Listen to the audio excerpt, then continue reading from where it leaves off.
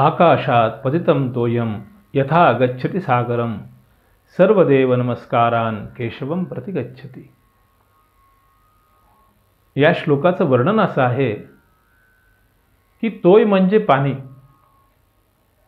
आकाशातनं पतित म्हणजे पडणारं जे पाणी आहे ते नदी नाला आणि अनेक ठिकाणी सरोवरांमध्ये जाऊन पडतं आणि ते प्रत्येक पाण्याचं थेंब कुठल्या दिशेने ओढ घेतं तर ते सर्वचे सर्व पाणी पुन्हा समुद्रामध्ये जाऊन मिळतं।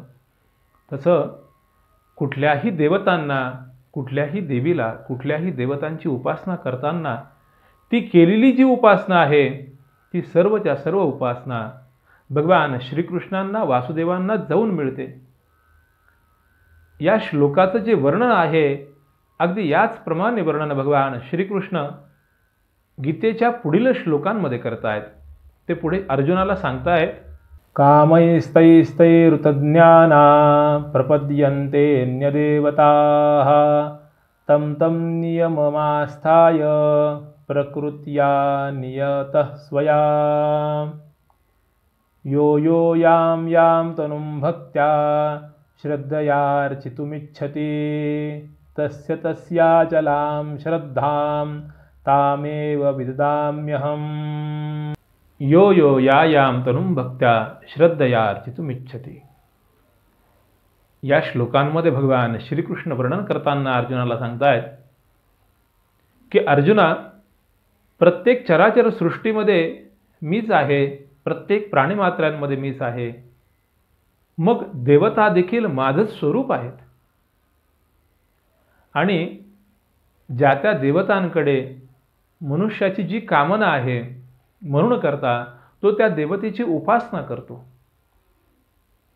याचं वर्णन आपण करताना किंवा आपल्याला ते समजावं यासाठी म्हणून जर आपल्याला ग्रहांची अरिष्टता असेल तर आपण ग्रहांची शांती, ग्रहांची उपासना करतो।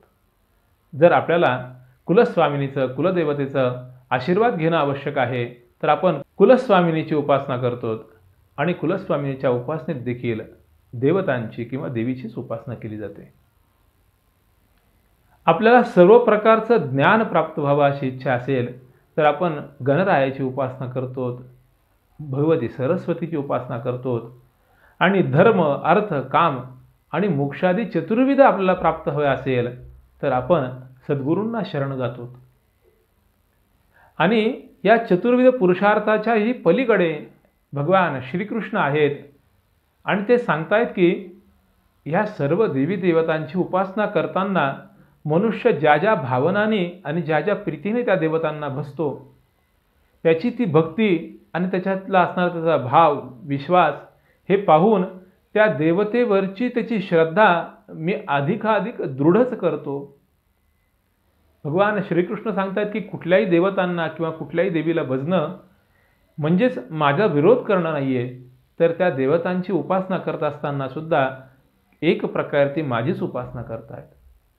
जसं आपण पूर्वी त्या आम्रवृक्षाचं वर्णन घेतलेलं होतं, त्या आम्रवृक्षामध्ये, आंब्याच्या झाडामध्ये जी मूळ खाली बीज आहे, कुठल्याही फळाची जरी आपण उपासना केली तरी मूळ वृक्षाचीच उपासना केल्यासारखं ते आहे।